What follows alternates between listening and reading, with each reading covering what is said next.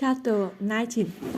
Admiral Drake saw Mr. Popper with Captain Cook, Greater Columbus, Louisa, Lesson Jenny, Magellan, Adelina Scott, Isabel, Ferdinand, and Victoria was bundled into the patrol wagon and hustled up to the pony station.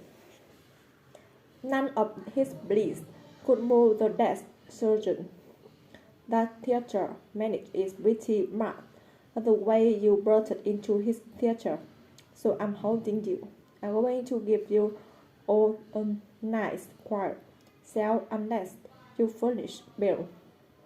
I'm putting the bill at $500 for you and $100 for each of the birds.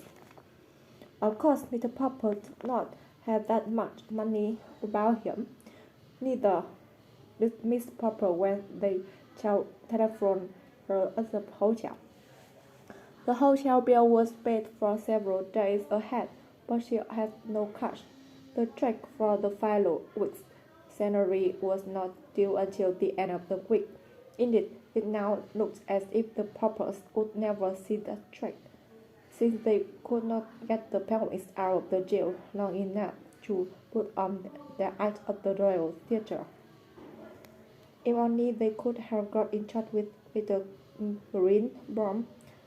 Mr. Popper knew that kind man would have got them out, but Mr. Greenbaum was somewhere in Hollywood or on the Pacific coast, and the Poppers had no idea how to reach him.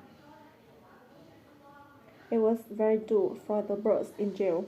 Wednesday came and there was still no word from Mr. Greenbaum. Thursday, and the birds began to droop. It was soon apparent that the lack of exercise combined with the heat might prove too much for them. There are no more tricks or merry games. Even the younger birds sat all day in dismal silence. And Mr. Popper could not cheer them up. Mr. Popper had a feeling that Mr. Greenbaum would probably turn up by the end of the week to see about renewing the contract, but Friday passed without any news of him. Saturday morning, Mr. Popper got up very early and smoothed his hair. Then he dusted off the penguins as well as he could, for he wanted everything to look as presentable as possible. In case Mr. Greenbaum should appear about 10 o'clock, there was a sound of footsteps in the corridor and in a ringing of keys, and the door of the cell was open. "You're free, Mr. Popper. There's a friend of yours here." Mr. Popper stepped out into the light with the penguins. "You're barely in time, Mr. Greenbaum," he was about to say. Then, as his eyes became accustomed to the light, he looked again.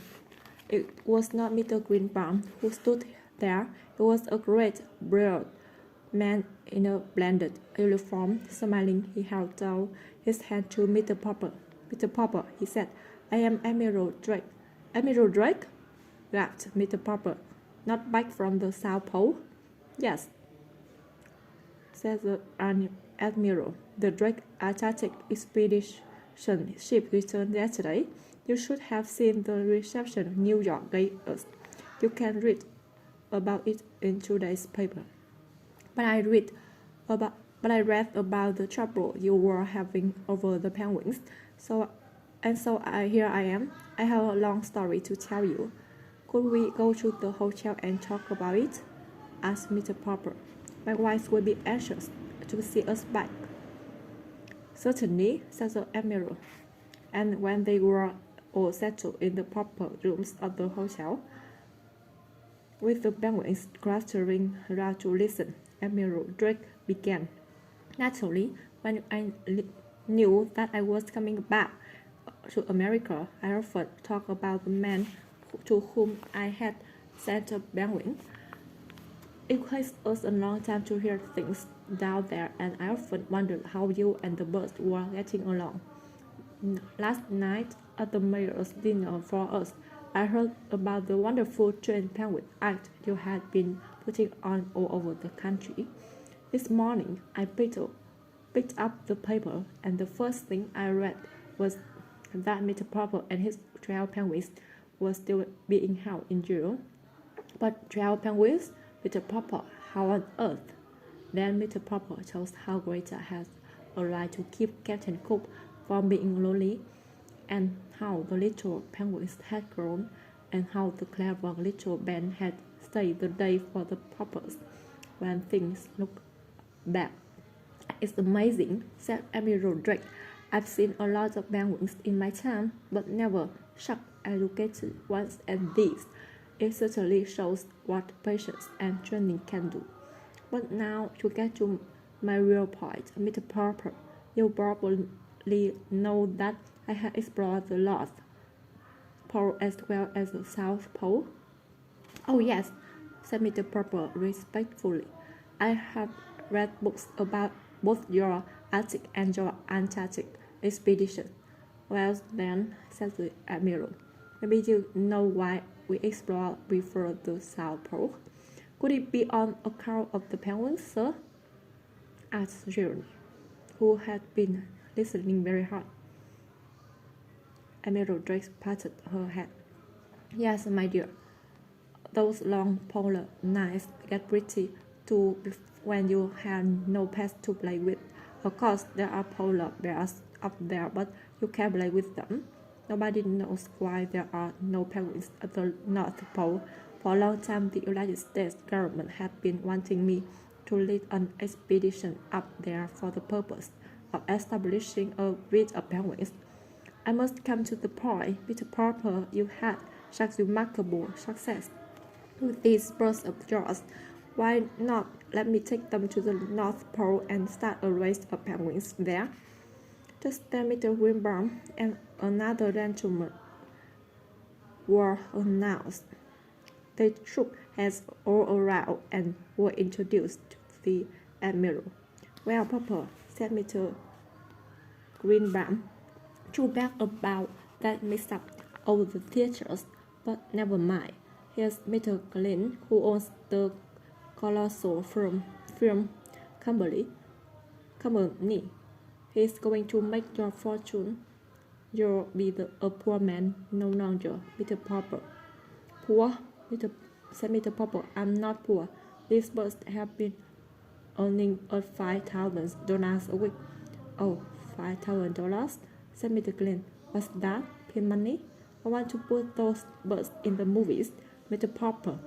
We got the story department working on stories for them already. Why I would eat up those birds under a contract that will keep you and the missus on easy streets the rest of your lives. Papa, whispered Miss Popper, I don't want to live on easy streets. I want to go back to Brownfoot Avenue. Better consider, Mr. Popper, said the Admiral. I can offer you anything like that. You say those men at the North Pole get lonely because there are no penguins? Asked Mr. Popper. Very lonely, said the Admiral. What if there was penguins up there, madam? The brothers best eat them? Oh, ordinary penguins, yes, said the Admiral judiciously, but not such highly trained birds as yours, Mr. Popper. They could outwit any polar bear, I guess.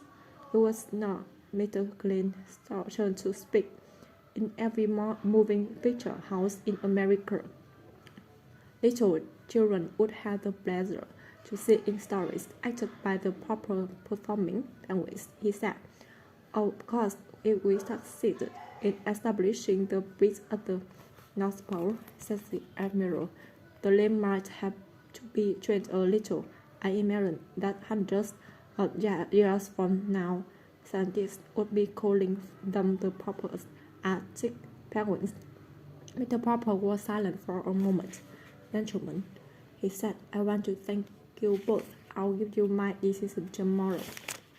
Chapter 20. Farewell, Mr. Popper. It was a hard decision to make. Long after the villagers had gone, Mr. and Miss Popper sat and discussed what was best for everybody. Miss Popper could see the advantages of both offers, and she pointed this out without trying to influence him. I feel that the penguins are really your responsibility, she said, and you must make up your mind. It was a pale and hard glass. Mr. Popper, who was ready to announce his decision the next day. Mr.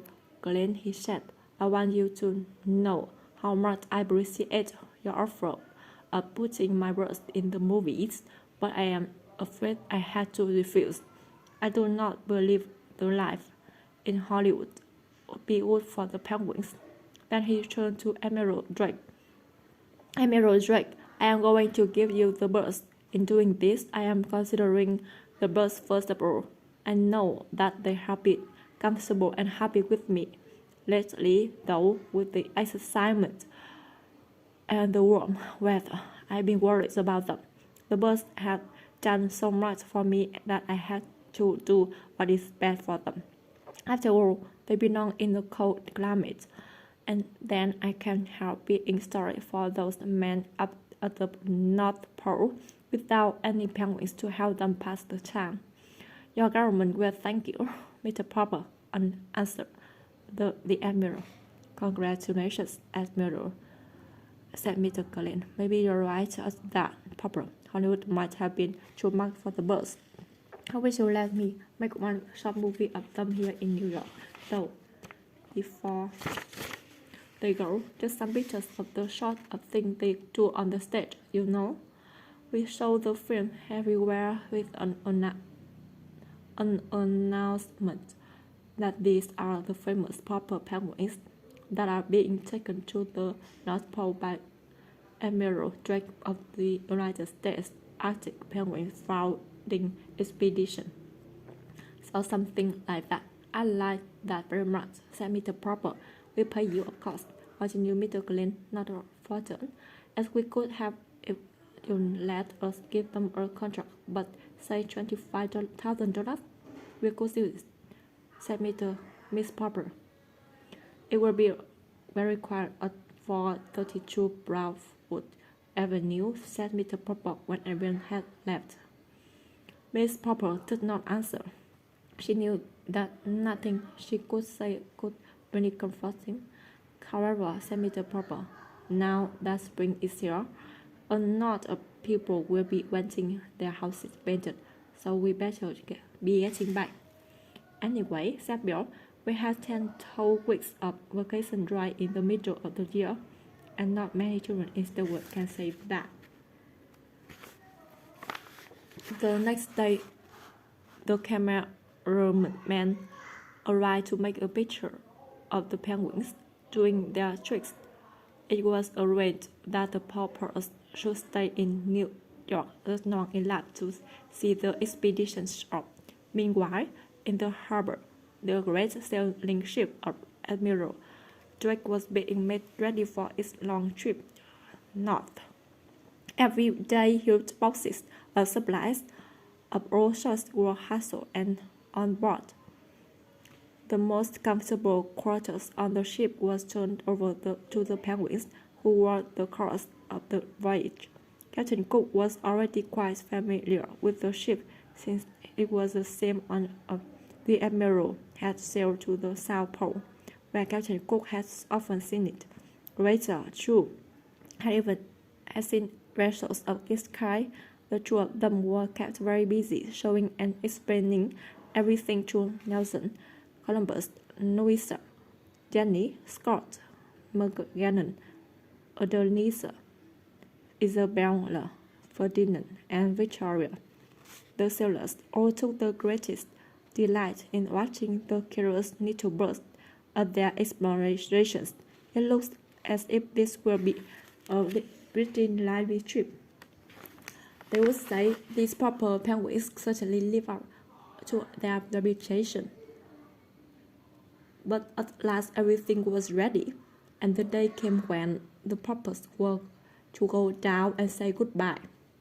Bill and Jolie ran all over the ship and did not want to leave them when it was time to draw up the blank.